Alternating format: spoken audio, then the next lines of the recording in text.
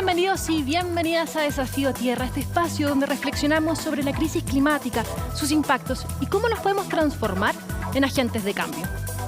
En este capítulo vamos a profundizar en el proyecto que busca cerrar las termoeléctricas para 2025. También vamos a conocer sobre la recuperación de los bosques en Chaitén y tendremos una interesante conversación sobre el complejo escenario hídrico que se pronostica para Chile en este año con el ministro de Obras Públicas, Alfredo Moreno. Aquí comienza Desafío Tierra. Muy bienvenidos. La Cámara de Diputados aprobó el proyecto que busca cerrar todas las termoeléctricas de nuestro país en 2025. El plazo presupuestado por el gobierno es 2040, pero según parlamentarios y ambientalistas, las llamadas zonas de sacrificio no pueden esperar más. Le contamos todos los detalles en el siguiente informe. Son las protagonistas del debate ambiental, responsables del 38% de nuestro preciado suministro eléctrico, pero emiten gases de efecto invernadero, partículas de plomo, mercurio, ácido sulfúrico, entre otras, todos perjudiciales para la salud. Llegué aquí y aquí en el embarazo, bronquitis obstructiva. Puedes incluso medirlo así, los vecinos. ¿A quién le ha dado un accidente cerebrovascular? ¿Quién tiene cáncer? Huasco, una de las llamadas zonas de sacrificio por la presencia de este tipo de plantas. No son los únicos. La gran parte de las termoeléctricas a nivel nacional se concentran en comunas como Tocopilla, Puchuncaví y Coronel. Ahora la oposición propone el cierre de todas a 2025. El gobierno, especialmente el ministro Llobet, se ha empeñado a torpedear este proyecto. Esto es un paso para, de aquí al 2025, terminar con las energías sucias y avanzar hacia una matriz energética mucho más verde. El gobierno está proponiendo de aquí al 2040. Eso es muy tarde. Claro, porque el plan de gobierno propone la carbono neutralidad a 2050, pero el fin de las termoeléctricas se completaría en 2040. Con modificaciones en el cronograma original, a fin de año quedarían 20 termoeléctricas en funcionamiento, de las 28 iniciales. Aseguran que antes es irresponsable. Entregarle seguridad a todos los actores de que no se van a quedar sin luz. El cierre de la central se ha hecho también de forma responsable, asegurando que haya líneas de conexión que permita traer las energías. La iniciativa fue aprobada por la Cámara de Diputados con 93 votos a favor, 5 en contra y 47 abstenciones. Desde la industria dicen que hay falta de antecedentes. No hay ningún análisis respecto a los impactos tanto en el sistema eléctrico, tanto en los costos económicos, ni los impactos ambientales. Argumentan que al 2030 el 60% de la reducción de las emisiones lo aportará el sector eléctrico, pero las organizaciones ambientalistas piden actuar más rápido. Son consignas del terror. Nos vamos a quedar sin luz, no va a haber manera de pagar las cuentas de la luz o derechamente sacar el mercado. Si apuntamos a una fecha como el 2030, eso significaría una mayor inversión, mayor generación de empleo, menores costos energéticos. Es lo que tenemos que hacer. La discusión, de todas formas, ahora pasa al Senado. Será allí donde se decida qué hacer con los más de 5.000 megawatts de energía que actualmente aportan las termoeléctricas. El balance hídrico que entregó el Ministerio de Obras Públicas en colaboración con la Dirección Meteorológica es dramático. Según las proyecciones, nuestro país tendrá un déficit de agua muy similar al que se registró en 2019, el año más seco en toda la historia de nuestro país. Justamente para analizar este complejo escenario y conocer cómo lo abordarán desde el gobierno, conversamos con el ministro de Obras Públicas, Alfredo Moreno. Ministro, bienvenido. ¿Qué tal, Macarena? Efectivamente, en lo que llevamos del año, en lo que vemos en toda la zona centro-norte y gran parte de la zona centro-sur, es que estamos en una situación parecida a la del año 2019. En estos últimos días, desde que dimos ese recuento, hemos tenido algo de lluvia, pero ha cambiado marginalmente, digamos, lo que habíamos anunciado. Hemos tenido el junio más seco desde el año 2015 y si miramos muchos años hacia atrás, solamente el año 2015 ha sido más seco este junio que el que tenemos hoy. Exactamente, ministro. Y entonces, ¿cuáles son las estrategias concretas que están trabajando para poder enfrentar este déficit? Bueno, las estrategias, lo primero de todo es que hay que tomar conciencia que esto no es una cosa puntual. Esto no es una cosa que nos esté pasando este año, también pasó el año pasado, también fue de sequía, la década ha sido la década más seca, el año 2019 fue el año más seco en la historia de Chile, venía cayendo la pluviometría desde hace ya varias décadas atrás, es decir, estamos insertos en un cambio climático permanente y por lo tanto requerimos soluciones permanentes. Hemos tomado las soluciones, por supuesto, de emergencia, usted ha visto, no hemos tenido ninguna ciudad de Chile, a pesar de que llevamos 13 años con sequía, nunca habíamos tenido más de 4, que haya tenido racionamiento de agua, gracias a las medidas de emergencia, pero al mismo tiempo hemos estado desarrollando lo que son las medidas definitivas. No hay una solución, no hay una bala de plata. En cada lugar, en cada región, hay una solución que es la más adecuada para las circunstancias. Zona norte, estamos aumentando enormemente lo que son las plantas de desalación. Probablemente en las próximas semanas vamos a inaugurar la nueva planta para Atacama, que le va a dar agua desalada a las 4 principales ciudades de Atacama. Hay proyectos ya para Coquimbo, también para la zona norte de Valparaíso, y así en cada ciudad hay un plan específico. En lo que refiere a la agricultura, bueno, el plan de embalse es privilegiado, son 26 embalses, estamos construyendo 4. Y el punto más difícil tiene que ver con el agua potable rural de consumo humano, donde han habido muchos sistemas que se han afectado. Y en esos lugares lo que hemos hecho son sistemas pequeños. En cada uno de ellos encontrar una fuente de agua, conectar ese sistema. Ya tenemos muy avanzado, digamos, más de la mitad de ellos han recuperado su fuente de agua, pero nos quedan todavía una gran cantidad que hoy día se abastecen con medidas de emergencia, pero que a cada uno de ellos le estamos construyendo su solución definitiva. Ministro, usted mencionó la desalación del agua, que usted también la menciona que la zona norte es como la gran solución. ¿Cómo vamos a abordar los impactos que pueden generar estas plantas, considerando que tienen un enorme gasto energético, también consumen muchísima agua y también generan aguas residuales y también tienen un daño en el ecosistema? Bueno, cada una de estas plantas, primero decir que en lo que refiere al gasto de energía, afortunadamente nuestro país está creciendo enormemente en lo que es su matriz solar, particularmente en la zona norte, se han habido desarrollos enormes, se inauguró recién Cerro Dominador, y así como esa van a haber muchas otras plantas que nos están dando una energía limpia y que nos están permitiendo, además que ha bajado enormemente lo que es el costo de energía. La desalación, su mayor costo es la energía. En la medida que tengamos una energía más barata, se hace más posible tener como solución lo que es la desalación. En lo que refiere a los problemas medioambientales, señalar que todas estas plantas tienen que pasar, digamos, por la evaluación medioambiental y tener todas las aprobaciones correspondientes. Los residuales, que son la salmuera, que es básicamente devolver al mar una cantidad de agua que tiene una proporción de sales que es una concentración mayor, porque sale una parte que es agua dulce y otra que vuelve al mar, que tiene una desalación, tiene un sistema de difusores donde en base a las aprobaciones ambientales se determina, digamos, que su difusión sea suficiente para no causar daño en ninguno de los espacios que están cercanos a la planta. Perfecto. En 2019 el gobierno organizó esta mesa del agua. Sin embargo, no tiene la presencia fija del mundo científico, de aquellos dedicados a estos temas. ¿Cómo se puede incorporar la evidencia que entrega la ciencia, por un lado, en el tratamiento de algo tan fundamental como es el agua?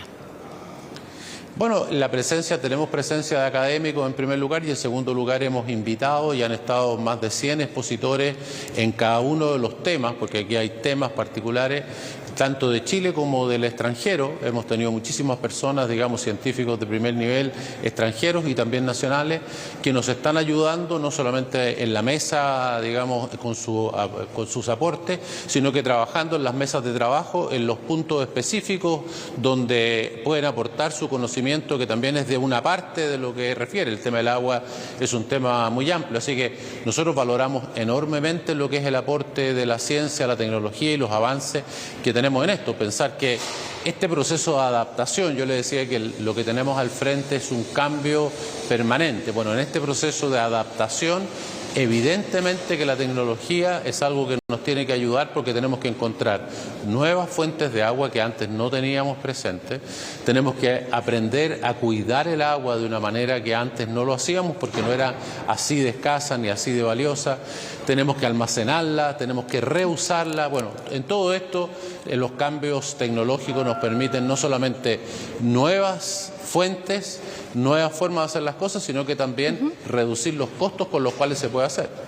Ministro, y en ese sentido, el cambio de cultura respecto al uso del agua es fundamental. ¿De qué forma se busca lograr esto y cuáles han sido las principales dificultades sociales, quizás?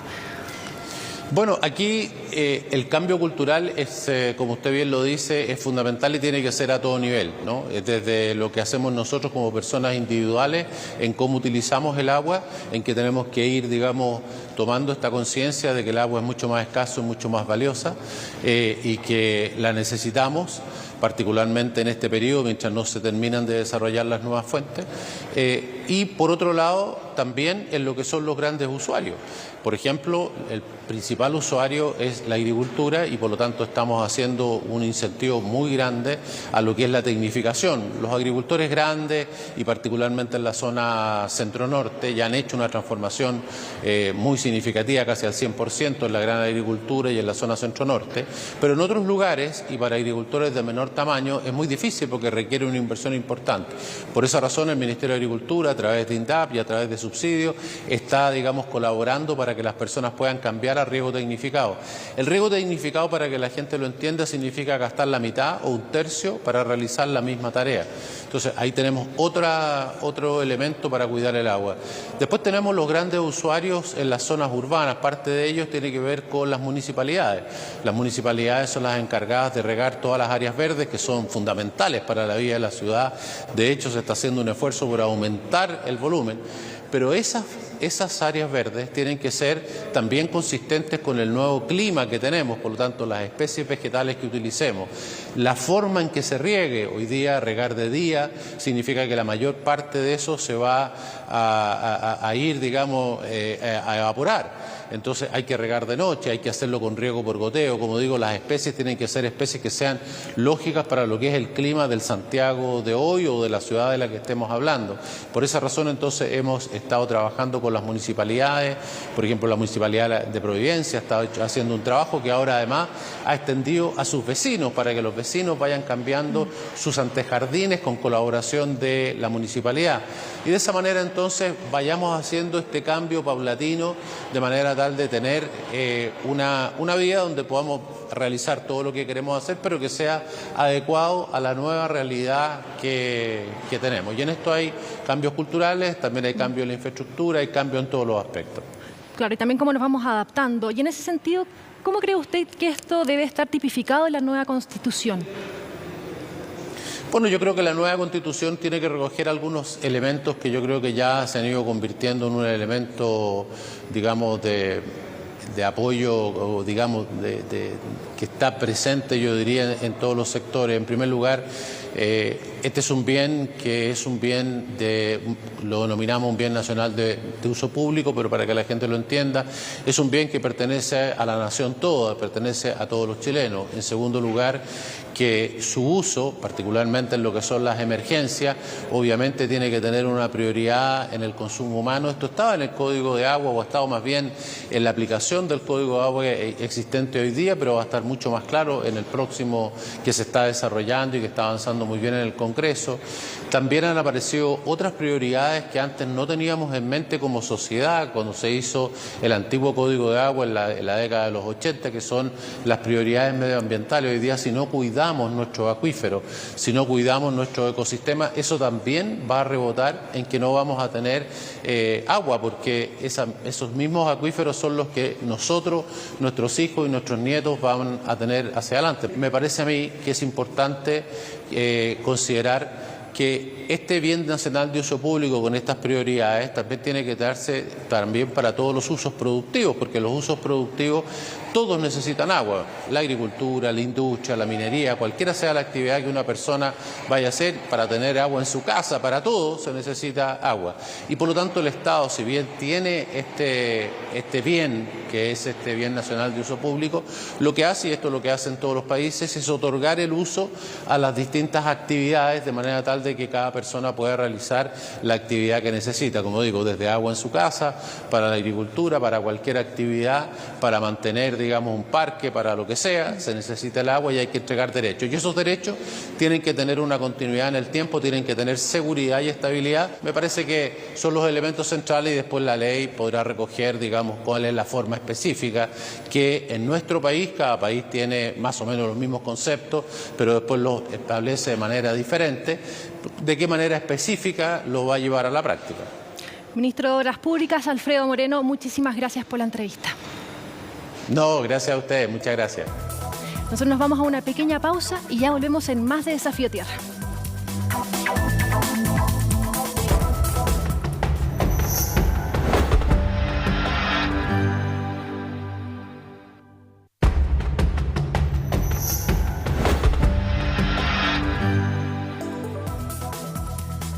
Cada 3 de julio conmemoramos el Día Internacional Libre de Bolsas de Plástico y es en ese contexto que queremos contarte qué ocurre en Chile con los plásticos de un solo uso y sobre la ley que prohíbe su utilización. Veamos. Bombillas, platos, vasos y un sinfín de plásticos para un solo uso es lo que estábamos acostumbrados a recibir en restaurantes, cafeterías y deliveries. La cantidad de este tipo de plásticos llega a tal magnitud que su número alcanza las 23.000 toneladas al año en Chile. ¿Cuál es el impacto? Para que te hagas una idea, esta cifra equivale al peso de 116 ballenas azules, 5 piscinas olímpicas o a la huella de carbono que una persona en auto dejaría al dar la vuelta a la Tierra 5.300 veces. Una normativa que aborda esta problemática es la que aprobó el Congreso y que consiste en la prohibición de plásticos de un solo uso en la industria de alimentos, junto a la manufactura de botellas plásticas con un porcentaje de material reciclado dentro del país. La iniciativa, que contó con el apoyo del Ministerio de Medio Ambiente, comenzará a funcionar luego de 6 meses de que sea publicada en el Diario Oficial. Con esto se afianzará el camino que busca frenar la cantidad de residuos que generamos en el país y se alineará la prohibición de las bolsas plásticas y la ley de responsabilidad extendida del productor. Una investigación logró cuantificar la recuperación de los bosques en el entorno del volcán Chaitén. Sorprendentemente y sin ayuda externa, el ecosistema que quedó completamente destruido tras la erupción de 2008 renació entre las cenizas. Ahora en el lugar hay nuevas especies y árboles que alcanzan hasta los 5 metros de altura. Más en el siguiente informe. La flora en sí ha ido, el número de especies ha ido aumentando. En 2008, el sur de nuestro país vivió una de las erupciones volcánicas más grandes de las que tenemos registro. El volcán Chaitén hizo temblar la tierra y cubrió todo de ceniza. La ex capital de la provincia de Palena debió ser evacuada. A la ausencia de gente luego se sumó la de flora y fauna. Uno podría decir que quizás esa zona, influida directamente por una explosión, quizás haya quedado con 0 especies vivas. Esa posibilidad captó la atención de este académico, que en 4 años más tarde logró hacer el primer muestreo. Nos encontramos con entre 32 y 36 especies. Para su segunda visita, 4 años más tarde y a 8 de la erupción, la cantidad de especies ya se había duplicado. La ceniza, al parecer, en vez de tóxica, fue abono. Se podían encontrar manchones de distintos grupos. Y son procesos que en la teoría ya se conocían, que en el fondo es los procesos de sucesión ecológica. Un proceso de recuperación que los habitantes de la zona también identificaron. Ha sido bastante interesante desde el punto de vista de tener el privilegio de ir observando ese cambio en la naturaleza. No solamente del bosque, de las especies vegetales, sino que también tiene que ver con la fauna. En uno de los últimos muestreos, en 2020, el panorama se veía así. Un claro avance y una muestra de la resiliencia de la naturaleza. La vuelta de la fauna también fue clave. No escuchabas tanto el sonido de las aves. pero poco a poco, en la medida que empezaron a llegar los matorrales y este primer bosque inicial, se empezaron a sentir todo este hábitat de vida. Un vector como un ave que pasó, ¿cierto? Y que defecó y botó una semilla, después un animal que se acercó, prueba y error, logran finalmente que esto se recupere. A tomar conciencia entonces, estos expertos advierten que la recuperación en Chaitén fue rápida por la baja intervención humana que tenían los bosques. Claro, porque a mayor conservación, más fácil y rápido resurgen los ecosistemas. Es decir, a mayor ausencia del hombre, más frondosa es nuestra naturaleza. El nacimiento de un segundo antílope en peligro crítico de extinción enorgulleció un zoológico en Varsovia. Esta y otras noticias en los breves de Desafío Tierra. El ecocidio es un término que apunta a quienes cometen crímenes que dañan gravemente o destruyen el hábitat natural. Ahora, un conjunto de 12 abogados y abogadas ambientales y penales internacionales están instando al Estatuto de Roma de la Corte Penal Internacional de reconocer el término de ecocidio como un quinto delito universal contra el planeta. De reconocerse el ecocidio, las grandes compañías contaminantes y los gobiernos se deberán responsabilizar por sus daños y abusos contra el medio ambiente, como por ejemplo la deforestación masiva, los derrames de petróleo, los daños a los océanos y la contaminación al agua. El nacimiento del segundo antílope en peligro crítico de extinción en menos de 3 meses enorgulleció a un zoológico en Varsovia. El antílope nacido el 15 de junio es media hermana de Molly, nacida en el zoológico en abril. Los bongos de montaña son los más grandes entre los antílopes forestales africanos. Son una especie en peligro crítico de extinción, con solo alrededor de 70-80 adultos en estado salvaje, según la lista roja de especies amenazadas de la Unión Internacional para la Conservación de la Naturaleza. Desde las Naciones Unidas advirtieron por una posible incorporación de la Gran Barrera de Coral a la categoría de Patrimonio de la Humanidad en Peligro. Sin embargo, por parte del gobierno de Australia se opusieron a la recomendación de la ONU. Con esta eventual inclusión en la lista, se reconocería que la crisis climática es el factor que impulsa a la destrucción del arrecife de coral más grande del mundo, que comenzó a deteriorarse en la década de los 90 por el doble impacto del calentamiento del agua del mar y el aumento de su acidez por la mayor presencia de dióxido de carbono en la atmósfera. Aún así, desde el gobierno australiano apuntaron a que es el arrecife mejor gestionado del mundo y que este borrador de la recomendación se ha realizado sin examinar de primera mano a la Gran Barrera y sin la información actualizada. El Comité de Patrimonio Mundial de la UNESCO votará la inclusión el próximo mes en su reunión en China.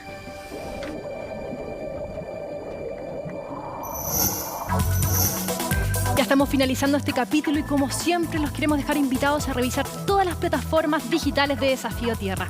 Ustedes manténganse en la sintonía de CNN Chile, que nosotros nos encontramos en un próximo episodio.